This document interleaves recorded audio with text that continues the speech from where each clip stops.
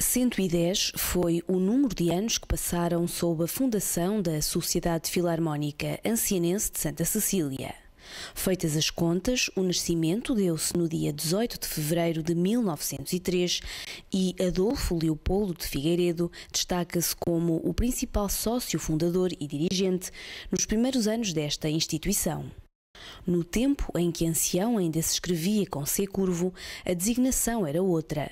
Filarmónica Ancianense, Sociedade de Instrução e Recreio, é o nome que consta em diversos documentos de época, polvilhados com o pó do tempo, nomeadamente quando a chamada Casa da Música era o ponto central ao qual convergiam rapazes e homens que aprendiam música e que desfilavam depois, orgulhosamente, pelas ruas e coretos, de perto e de longe. Foi isso mesmo que ouvimos na primeira pessoa, em pleno coreto do casal São Brás e também da Constantina, duas aldeias da freguesia de Ancião. Era para o nosso suporte, quer dizer, íamos aprender a música, que é aquilo que sabíamos, e depois também aproveitámos para ir dar uma voltinha, porque senão não podíamos sair de casa. Era o maestro, o Sofrino Ferreira. A pé íamos e vimos sempre à noite, vinhas noites, que chegávamos sempre ali às 11, meia-noite, de aprender 2, 3 vezes por semana, conforme.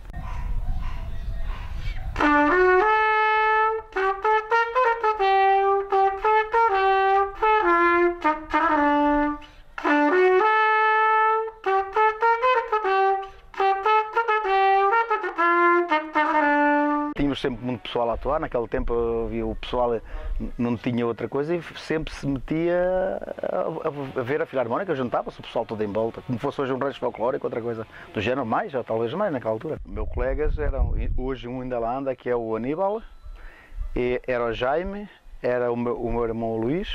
Depois dávamos a saída, depois para o Casal, para a Sazela, para outras terras assim mais perto, íamos a pé com o instrumento às costas e o saquinho do almoço ia sempre connosco, porque não havia outra maneira de levar o saco do almoço. O mestre dizia, pronto, fica aqui, começa a formar daqui, os clientes ficam ali, os trompetes aqui. Além da Filarmónica, nós também fazíamos teatro. Nós chegámos lá a ter peças de teatro, quem ensaiava, o maestro também é que estava, mas quem nos ensaiava lá era o comandante dos bombeiros, o Artur Paz, que era o comandante dos bombeiros, é que ia lá fazer, que era o ensinador das peças de teatro, e fazíamos lá peças de teatro que enchíamos a casa.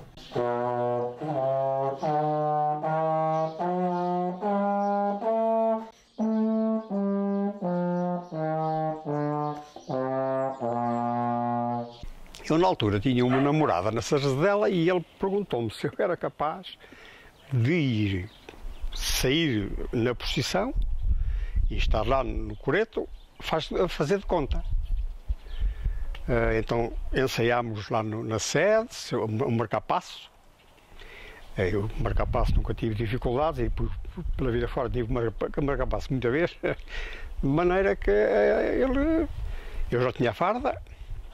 Então o que é que se fez? Ele me deu uma rolinha no bocal da trompa e eu fiz a procissão e estive lá no concerto a fazer de conta. Portanto, fazia tudo como os outros, só que som é mentira. E eu estou contente porque tinha lá a minha namorada já a ver-me, 15 anos, uma maravilha naquele tempo. É assim. O fardamento era uma herança. Portanto, uns músicos saíam, eu ficava para os outros. Portanto, eu herdei a minha farda não sei de quem, e quando saí, outro herdou de mim também. Portanto, a farda ia de executante para executante. Nós tínhamos uma educação que trazíamos de casa, que a pessoa com mais idade, não sendo nosso superior, era quase como se fosse um nosso superior. Portanto, era respeitado. E de que maneira? O Sr. Padre Ramos, que era na altura o pároco da freguesia de São Tiago da Guarda, presenteou-nos na cave, no resto de chão, aliás, do que ainda é hoje a residência paroquial, com tudo para comer e para beber do bom e do melhor. Foi uma recepção que me marcou, talvez pela pouca fartura que havia na altura, não é? Que não havia fartura no meu tempo, naquele tempo. E o Sr. Padre cativou-nos daquela forma. Quando é tocado o hino por uma filarmónica, ora, o hino nós aprendemos logo nos primeiros passos que damos na filarmónica. E eu aprendi-o de música. Então, se for preciso cantar, canto sem letra, claro. Faz de conta. Mas havia o senhor António Coutinho Marnifas. A família, se estiver a ouvir, não leva a mal, porque ele é mais conhecido por Marnifas. E este homem, quando estava no Centro Cultural, assim que tocava o hino, ele punha-se de pé. Era o único que se punha de pé. E aquilo, eu gostava de ver aquilo. Porque realmente há um sentimento de respeito pelo trabalho de toda esta gente, que envolve uma filarmónica. A minha mãe, então, naquele tempo, quando a filarmónica tocava, ela vinha-se embora para casa. Contou-me isto muitas vezes, tinha muita dificuldade em ver a filarmónica e o antero dela já lá não ia. Enfim, isso é mãe, não é? Na década de 60, a Filarmónica Ancianense era constituída por 25 elementos executantes sob a regência de Zeferino Simões e António Duarte. Antes e depois disso, a instituição passou por momentos bons e por momentos maus, mas a crise diretiva da década de 70, mais precisamente em 1977, foi talvez a que mais tenha posto em risco a continuidade da Filarmónica. Foi então que um grupo de pessoas tomou a iniciativa de ir ter com os associados com o objetivo de marcar uma Assembleia Geral e evitar o pior. E conseguiram.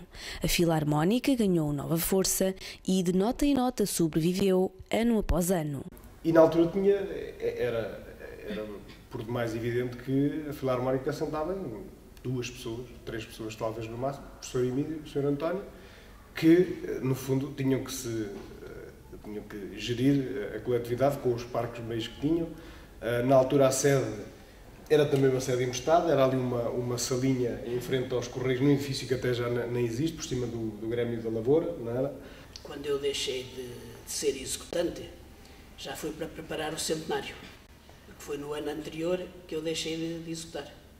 Mas, já antes disso, havia a nova vaga, que eu lhe chamo a nova vaga, que o Cancelinha está incluído, que foi a vaga que já teve uma preparação diferente, até porque já foi com outro regente, embora ele na altura, quando tinha a Escola de Música, ainda não era o regente, mas foi ele que os preparou, portanto já com outra preparação, melhor que nós tínhamos, não é?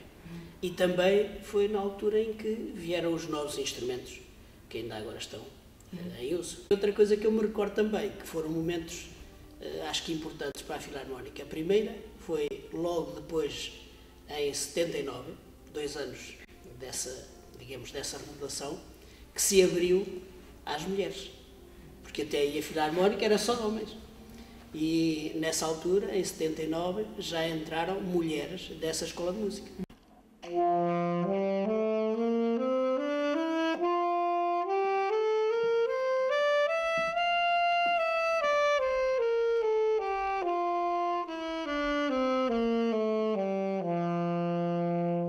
Quando fazíamos as nossas saídas, e normalmente íamos a todo tipo de locais, não é?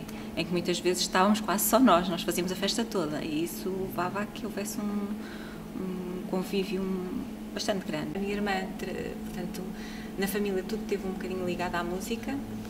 A minha irmã era professora de música, seguiu o curso conservatório, e o meu pai, pronto, estava aqui como regente. Depois, por volta aí dos meus 12, 13 anos, entrei, um bocado por influência familiar, e estive aqui por até alguns anos, até por volta dos 20. Na atualidade, a banda filarmónica, que existia nos tempos iniciais, abriu o leque e são precisas várias linhas para enumerar as valências que foram sendo criadas, desde a escola de música, à orquestra ligeira, passando pelo coral polifónico e pela formação musical para adultos. A nossa escola de música proporciona neste momento formação musical a 50 jovens. Muitos deles já integram a banda filarmónica e até o coral polifónico, mas muitos outros andam neste momento a adaptar-se a um instrumento ou a dar os primeiros passos na formação musical. Depois aconteceu aqui uma coisa muito gira, é que essa formação decorre normalmente ao sábado, principalmente de manhã, que são as aulas de formação musical. E começou a acontecer que os pais vinham trazer os seus filhos, ficavam à espera e começaram a ter curiosidade por perceber o que era isto da formação musical. Então propuseram-nos que abríssemos uma turma adulta, para adultos, não é? Para terem os conhecimentos básicos de formação musical, ou até, quem sabe, seguindo aqui o exemplo do professor Emílio, que também se iniciou já não muito cedo, um dia mais tarde até poder manusear um instrumento. E o que é certo é que, à hora que estamos a gravar isto, está a decorrer uma aula de formação musical para adultos, onde eu creio que estão entre 25 a 30 adultos. Que é giríssimo criar aqui uma mistura de gerações. Em 110 anos é possível encaixar algumas gerações e muitas pessoas que desde 1903 partilharam o gosto pela música, a dedicação e alguns sacrifícios também, como refere o maestro Saúl Silva no prefácio do livro comemorativo do centenário desta Filarmónica. Vistos separadamente, são pequenos contributos individuais que, todos somados, resultam numa história grande, partilhada na frescura de quem está e na saudade de quem esteve.